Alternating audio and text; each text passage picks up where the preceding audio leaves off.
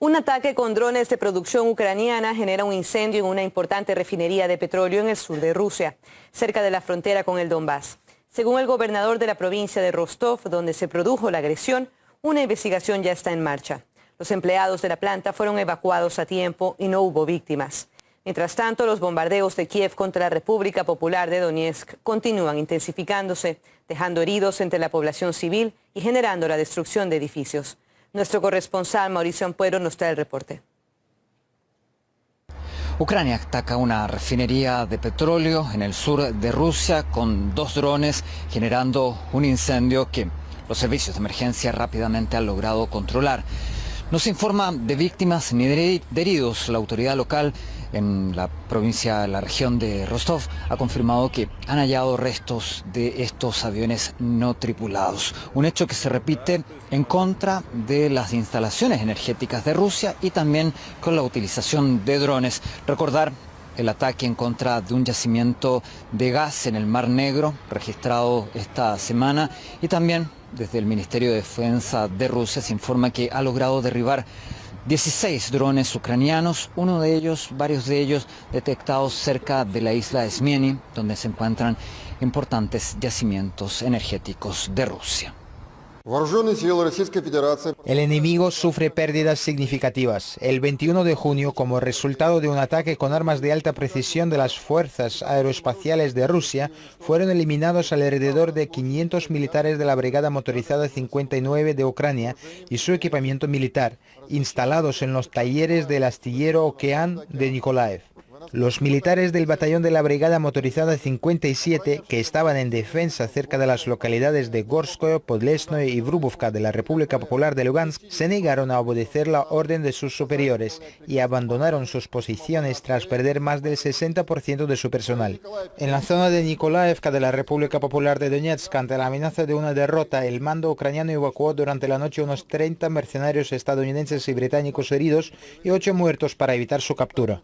Mientras se reitera la estrategia de Ucrania de atacar posiciones en contra de los civiles, así incluso con armamento de grueso calibre proporcionado por la OTAN, por Occidente, en contra de los vecinos. Aquí puntualmente en Donetsk se han registrado varios ataques entre instalaciones, por ejemplo, de una escuela de música y otros recintos civiles. Un hecho que se repite, pero ya no solo con aquellos misiles de menor calibre, sino con aquellos de mayor envergadura. Es lo que pudimos registrar en uno de los barrios de Donetsk.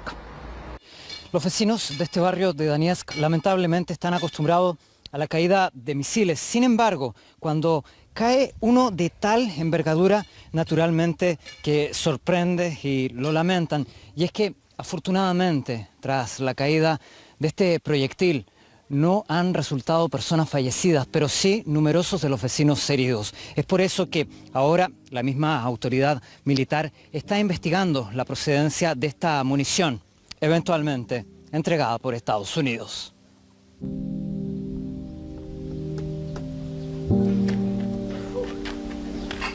Проводится документирование самого артобстрела, опрос пострадавших, поиск вещественных доказательств, то есть фрагменты ракетных частей или артиллерийских снарядов. С целью возбуждения уголовного дела, дальнейшего направления разбирательства в суд.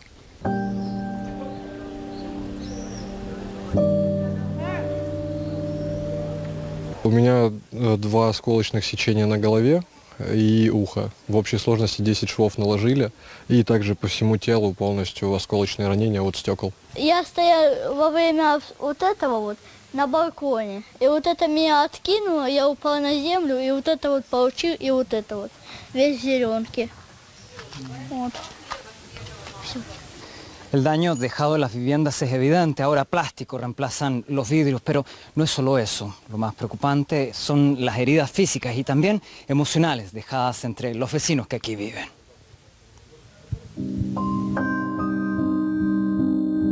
Lo peor es que no se trata solo del daño evidente generado en sus casas, sino de las familias que allí viven. Muchas de ellas son personas ancianas que dicen no tienen ahora los recursos para reparar sus viviendas y cuando lleguen el invierno se preguntan, no saben cómo van a vivir. Теперь вот надо и окна надо и ремонт этот. А мы уже не в состоянии, не знаю. Все, вот двери, и в туалете, и везде ванны, все повылетало. 2 старика, что нам делать? Что делать? Все поломано, все это приходит, вот, помогают. А сами мы же не можем ничего, я же вообще этой рукой не могу.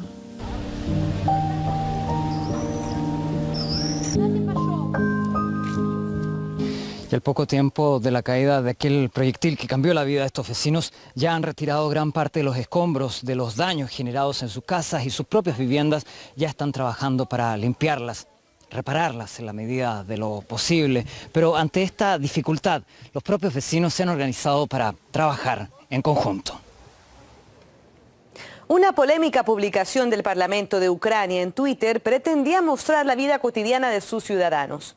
El mensaje contenía una foto donde se veía a una mujer muerta tras un bombardeo en Donbass. No obstante, no mencionaron que el incidente fue provocado por los propios ataques de las tropas de Kiev. Desde la Rada Suprema confirmaron que la tragedia tuvo lugar en la ciudad de Donetsk, afectada por las agresiones de Ucrania. Más tarde, esta publicación fue eliminada. De acuerdo con las autoridades de la República Popular de Donetsk, el 9 de junio las Fuerzas Armadas ucranianas dispararon en la zona 9 proyectiles de 155 milímetros. Recientemente los bombardeos de las fuerzas de Kiev a la capital de la República se intensificaron. Los ataques se producen en casi todas las áreas de la localidad, dejando muertos y heridos. Anteriormente, el canciller ruso Sergei Lavrov había señalado que los medios occidentales ignoran los crímenes de las Fuerzas Armadas de Ucrania contra la población civil cuando cubren el conflicto en Donbass. En su momento señaló que aunque los periodistas extranjeros en Moscú tienen acceso a la información, prefieren no contar a su audiencia el verdadero estado de la situación en la región. Así que vamos a analizar esta situación mediática con nuestro compañero Fernando Monroy para que nos comente cómo cuenta la prensa occidental estos hechos. ¿Qué tal? ¿Qué tal, Carla? Sí, muchas veces callan los medios occidentales y en otras se ven obligados a corregir sus propios errores en torno al conflicto armado que se vive en Ucrania. Y vamos a revisar en detalle un caso que es bastante polémico, y es que siempre se intenta culpar a Rusia inmediatamente sin revisar los hechos. Por ejemplo, este medio de comunicación francés, TF1, señaló en primera instancia los bombardeos rusos continúan en Donetsk. Luego lo dijeron silenciosamente, cambiaron y rectificaron. Dijeron, los bombardeos ucranianos continúan en Donetsk. Mucha gente sin duda se quedó con la primera versión de este artículo. Ahora, Carla, vamos a revisar otro hecho polémico. Se trata de un medio alemán en su canal de YouTube, Tagesschau. Ellos publicaron esta noticia sobre la guerra contra Ucrania. Dice, Rusia controla gran parte de Severodonetsk. Y luego en el reportaje señalaban objetivos civiles. Una y otra vez están bajo el fuego del ejército ruso. También señalaban que las tropas ucranianas estaban impotentes ante la fuerza del ataque del ejército ruso. Luego, al ver este error, lo que señalaron por parte de este medio de comunicación es que fue un accidente, que no se trataba de ellos, sino que era el ejército ucraniano que habría realizado los ataques contra esta ciudad. Y luego este video fue eliminado de YouTube. Vamos a ver otro caso polémico, Carla. Esto ocurrió en Estados Unidos, en el medio de comunicación USA Today. Ahí tuvieron que borrar 23 artículos.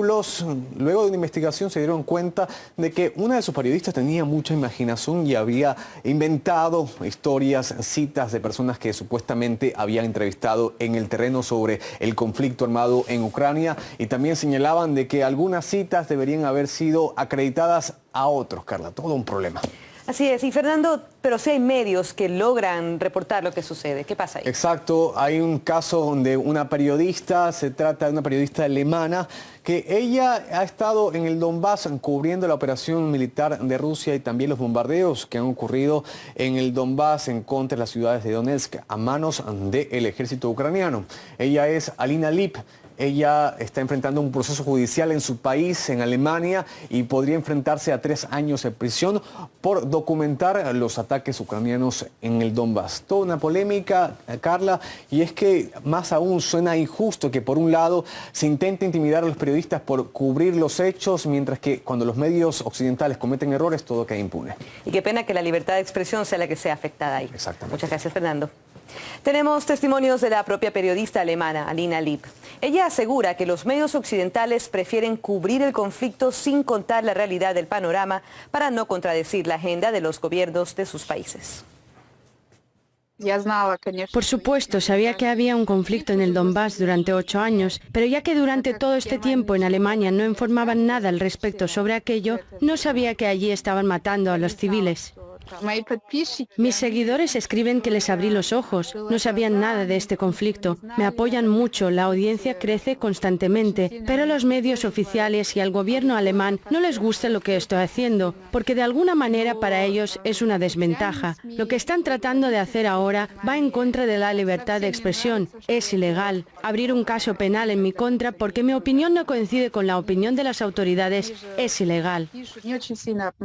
Engañan mucho y como no hay periodistas de Occidente en el Donbass, continúan haciéndolo. Estoy segura de que si algún periodista oficial viniera a Donetsk, tendría que decir la verdad. Cubriría que hoy en Donetsk, desde tempranas horas de la mañana hasta la noche, el ejército ucraniano disparaba. Por eso no los envían allí. Le pregunté a un editor alemán por qué no vendría. Lo invité, dije que puedo organizarlo todo aquí. Me dijo que no tiene permitido ir allí, que no le pagan para ello. En el contexto de la actual situación en Ucrania, el embajador ruso en Estados Unidos ha señalado que con la victoria en la Gran Guerra Patria, el nazismo no fue eliminado por completo. Ahora es el momento para corregirlo, señaló el diplomático. Estas declaraciones las hizo en el marco de la ceremonia de conmemoración del Día del Recuerdo y el Dolor. En esta jornada, pero 81 años atrás, comenzaron las hostilidades de la Alemania nazi contra la Unión Soviética. Cada 22 de junio se conmemoran los trágicos 4 años que atravesó el pueblo soviético. En Rusia y en varios territorios de la antigua Unión Soviética se realizan actos dedicados a esta fecha histórica. En Moscú, el presidente Vladimir Putin colocó flores en la tumba del soldado desconocido.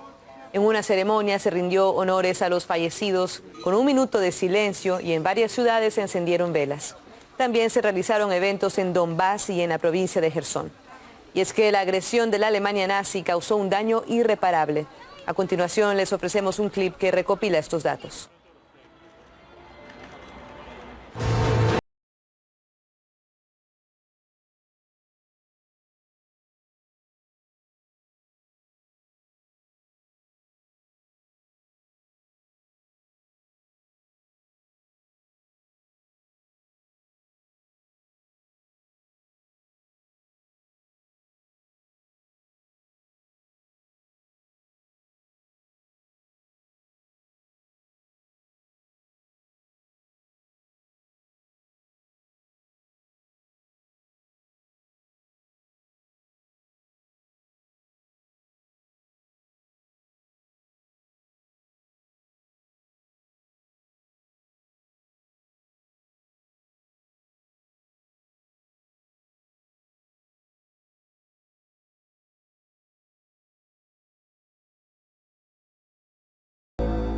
El presidente ruso Vladimir Putin señala que Occidente no respeta las reglas de la economía de mercado y el libre comercio. El mandatario también denuncia los mecanismos de presión que ejercen sobre sus competidores. Es por ello que destaca el papel que desempeñan los BRICS, grupo conformado por Rusia, Brasil, la India, China y Sudáfrica. Estas fueron las palabras de Putin durante un comunicado dirigido a los participantes del foro empresarial del bloque. Los empresarios de nuestros países tienen que realizar el desarrollo de sus negocios en condiciones difíciles. Cuando los socios occidentales desprecian los principios básicos de una economía de mercado, del libre comercio, de la inviolabilidad de la propiedad privada, en realidad siguen un curso macroeconómico irresponsable, incluido la ininterrumpida impresión de billetes, una emisión descontrolada y la acumulación de deudas no garantizadas. Al mismo tiempo se introducen cada vez más sanciones por motivos políticos y se fortalecen los mecanismos de presión sobre los competidores. En su discurso, el líder ruso subrayó también que durante los primeros meses del 2022, el intercambio comercial entre los BRICS aumentó un 38%. A pesar de los obstáculos, estas naciones estrechan sus lazos y trabajan en el desarrollo de un sistema alternativo para las comunicaciones financieras. Putin añadió que el bloque está trabajando en la creación de una moneda internacional de reserva basada en las divisas de los países miembros. Por su parte, durante su mensaje al foro, el presidente chino Xi Jinping criticó la política de sanciones de Occidente. Además, insistió en que la politización y la militarización de la economía perjudican a todo el mundo.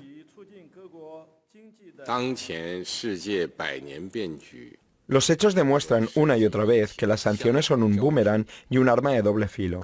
La politización e instrumentalización de la economía mundial, su militarización, el uso de la influencia de los sistemas financieros y monetarios internacionales para la imposición arbitraria de sanciones, todo esto, al final, perjudica a todas las partes y hace sufrir a la comunidad mundial.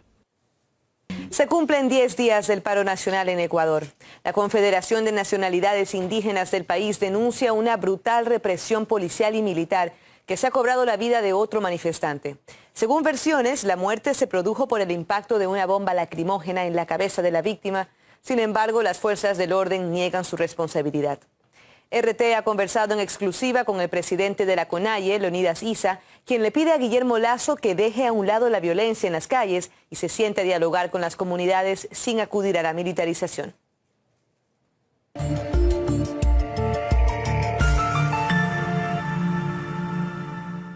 Presidente de la República, si necesitamos establecer en un proceso de diálogo mínimas condiciones para que surta efecto. ¿Cuáles? No puede seguir militarizado. Invito al diálogo, pero que indiquemos con un arma a través del estado de excepción. Segundo, hemos dicho, un espacio donde podamos garantizar las asambleas, porque somos colectivos que decidimos decisiones colectivas. Y en ese proceso esperamos que el gobierno nacional escuche las condiciones mínimas para que genere ese camino para ese diálogo. Nosotros hemos dicho, las concesiones que se ha hecho, incluso de los 10 puntos, son absolutamente solo los temas urgentes.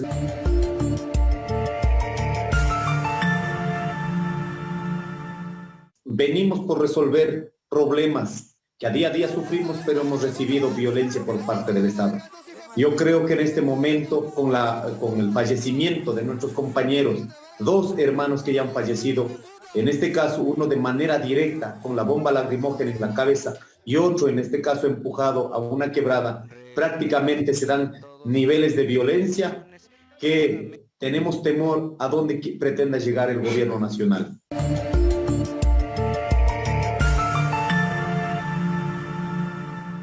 Zonas donde estábamos nosotros concentrados para pernoctar y descansar, ahora está realmente allanado por la fuerza militar y policial. Eso no ha pasado antes. En este año se han dado 2 eventos. Uno, que la Casa de la Cultura esté ocupado como una base militar, y un segundo evento, que hay un sector de la ciudad que con todas las condiciones materiales, vehículos del año de alta gama, hayan salido a disparar, en este caso a quemarropa, directamente a los manifestantes. Estos eventos se están dando porque el gobierno nacional no pretende dar respuestas. Nosotros no hemos venido para ninguna otra cuestión más, sino a exigir que responda lo que un año hemos dialogado con el gobierno nacional.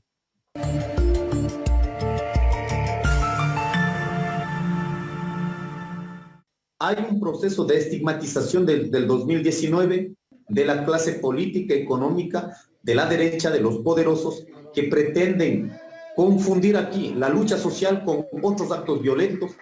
El presidente de la República todo el año me ha insultado, me ha estigmatizado, me ha criminalizado, y en esta vez incluso nos ha llevado a la cárcel.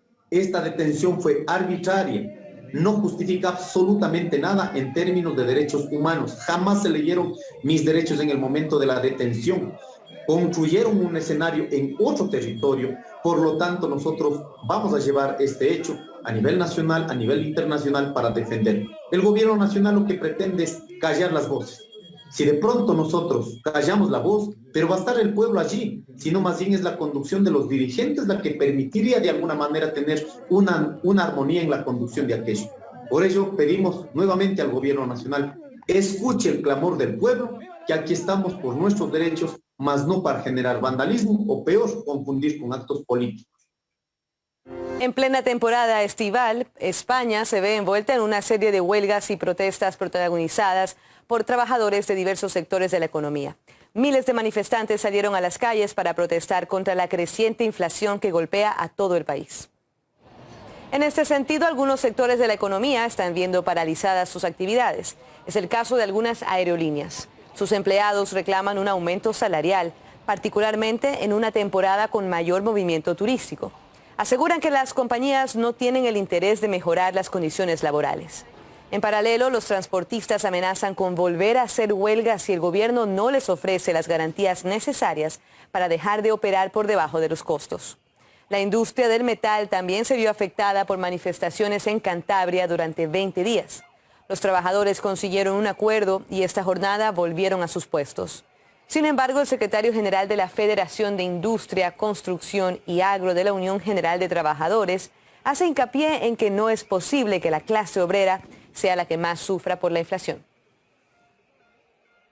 Es evidente que la inflación está en unos términos realmente desbocados y lo que no puede ser es que la clase trabajadora siempre tenga que pagar los platos rotos. Y hay una conflictividad en todos los sectores que se va a ir refrendando en las calles para intentar conseguir, pues como mínimo, garantizar el IPC y si no es el IPC, no perder sobre todo derechos y cumplimiento de los acuerdos ya firmados, que evidentemente muchas veces se firman cosas y la patronal no los cumple. El presidente electo de Colombia, Gustavo Petro, anuncia que se comunicó con el gobierno de Venezuela para abordar la reapertura de las fronteras entre ambos países cerradas desde hace casi 7 años. Asimismo, en respuesta a este paso de Petro, el actual jefe de Estado colombiano, Iván Duque, aseguró que las fronteras con Venezuela están abiertas. En su cuenta de Twitter, Petro anuncia que además busca restablecer el pleno ejercicio de los derechos humanos en la zona. La reconstrucción de las relaciones con Caracas fue una de las promesas de las campañas tanto de Gustavo Petro como de su contrincante Rodolfo Hernández. Recordemos que el 23 de febrero del 2019, el presidente de Venezuela, Nicolás Maduro, rompió relaciones diplomáticas con Bogotá por el reconocimiento de Juan Guaidó como presidente interino. La frontera entre las naciones está cerrada al paso de vehículos desde agosto del 2015. La Asamblea Legislativa de El Salvador aprueba una tercera prórroga del estado de excepción para combatir las actividades criminales de pandilleros. Este régimen estará vigente durante 30 días. Desde el gobierno llaman al operativo una guerra y destacan que el objetivo principal de la medida es erradicar a terroristas del país. Así califican a los pandilleros, a quienes responsabilizan de la mayor parte de las actividades criminales que siguen golpeando al país. Mientras tanto, la política del Ejecutivo se somete a críticas por parte de organizaciones defensoras de los derechos humanos, que denuncian detenciones arbitrarias de personas inocentes y numerosas violaciones. La directora de investigación de Cristosal, Rina Monti, destaca que el estado de excepción no ha solucionado el problema del desplazamiento interno forzado por la violencia de las pandillas. Además, señala que faltan programas integrales de protección a las víctimas de los crímenes cometidos por bandas delictivas. En el caso específico de las personas en situación de desplazamiento forzado interno, hemos visto que todavía persisten los casos de personas desplazadas durante el régimen de excepción, desplazadas por las acciones de las pandillas. Es decir, que todavía no ha mermado la violencia de parte de las pandillas hacia la población. Y lo que nos parece sumamente preocupante es que cerca del 4 o 5% de los casos de desplazamiento están reportando a miembros de la Policía Nacional Civil y de la Fuerza Armada como los responsables de los desplazamientos, de fuera de que el Estado salvadoreño esté dando un acompañamiento y una atención a las víctimas de desplazamiento, también están cometiendo hechos que también están permitiendo el desplazamiento interno. Y esto tiene mucho que ver con que solo el 28% de las personas en general están interponiendo denuncia a las instancias del Estado, porque realmente ante ver que también hay algunos que están siendo responsables de los desplazamientos y que en realidad hasta la fecha no han logrado implementar programas integrales de atención y protección a las personas, a las víctimas, pues entonces las personas, la mayor parte de ellas, apuestan más por abocarse a organizaciones de sociedad civil. En Afganistán se confirman más de 1000 fallecidos y alrededor de 1.500 heridos tras un terremoto de magnitud 6.1. Las autoridades no descartan un incremento de la cifra de pérdidas humanas. Grupos de rescate trabajan en la zona y trasladan a las víctimas a hospitales en otras localidades. La provincia más afectada es Paktika, cercana a la frontera con Pakistán, donde también se sintió el temblor, pero no dejó muertos. El evento se produjo durante la madrugada, hora local, cuando la mayoría de personas dormían, de ahí el gran saldo de fallecidos. La tragedia causó daños significativos a la infraestructura, fundamentalmente viviendas y torres de telefonía. Según medios, en los últimos 10 años, más de 7.000 personas han muerto por terremotos en el país.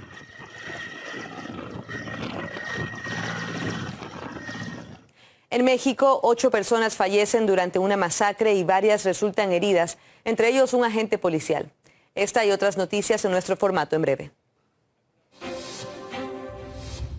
Los hechos comenzaron en un establecimiento del estado de Michoacán, donde el asesino mató a 2 personas. Mientras huía, dejó sin vida a otras 2 y robó un vehículo en el que se trasladó a Zamora. En dicha población, colindante al lugar de los sucesos, continuó la matanza hasta ser neutralizado por los agentes de seguridad. El agresor, conocido como el Nenuco, estaba relacionado con otros hechos delictivos, según indican las autoridades. Bolivia denuncia la postura del Reino Unido y de la Unión Europea respecto al proceso penal contra la expresidenta autoproclamada Yanine Áñez. La Cancillería del país latinoamericano emitió un comunicado al respecto en el que tachó la actitud de los países occidentales de una posición colonial inaceptable. El Ministerio de Exteriores también destacó que no tolerará la injerencia en asuntos que estén bajo la responsabilidad del sistema judicial boliviano. Recordemos que Áñez fue condenada a 10 años de prisión en el marco del proceso Golpe de Estado 2 por delitos de incumplimiento de deberes y resoluciones contrarias a la Constitución. En Chile, la mayor compañía de cobre del mundo, Codelco, se enfrenta a un paro nacional de sus trabajadores. Tras el cierre de la fundición, Ventanas y los empleados iniciaron una protesta. Desde la Federación de Trabajadores del Cobre señalan que solo se necesita una inversión para que la planta continúe operando y ven esta decisión como arbitraria. El cierre de Ventanas se produce luego de episodios de contaminación. El presidente de Chile señaló que se busca evitar zonas de sacrificio ambiental. El Consejo de Ministros de Guatemala ha declarado el estado de calamidad pública en 8 departamentos del país. La medida se produce debido a los daños registrados en los últimos días por intensas lluvias. Por su parte, el vocero de la presidencia ha señalado que se está coordinando la entrega de ayuda humanitaria para los más afectados por las inundaciones. Según los últimos reportes, por ahora se registran más de 20 muertos y varias personas están desaparecidas.